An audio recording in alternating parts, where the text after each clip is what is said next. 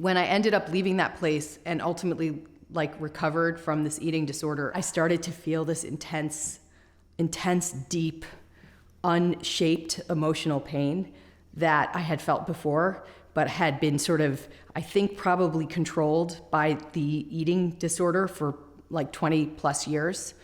And it started to reemerge. And I think that pain was probably also because my life was sort of unhinged.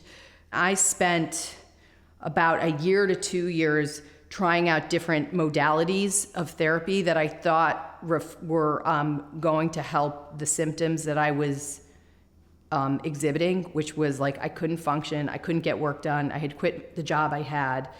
I didn't notice that I was losing relationships. I was smoking pot again. I picked my skin, so it was sort of a self-harm thing. And the eating disorder was gone. I kept looking for help and nothing was really working, so I just sort of gave up. And then when I turned 38, I realized that it wasn't getting any better. It was actually getting worse, and I needed a diagnosis. So I reconnected with my treaters at the eating disorder facility. And I said, I'm really struggling, and could you help me?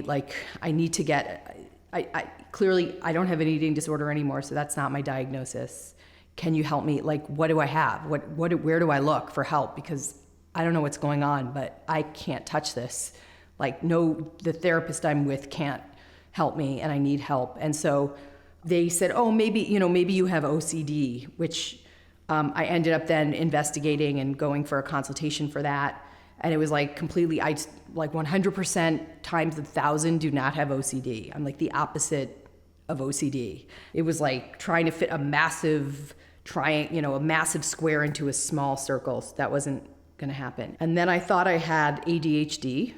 So I went to get evaluated for that. And the people who evaluated me for that were really ethical and spent more time with me and were we cannot give you this diagnosis, and we can't admit you to our group because whatever's going on for you is emotional.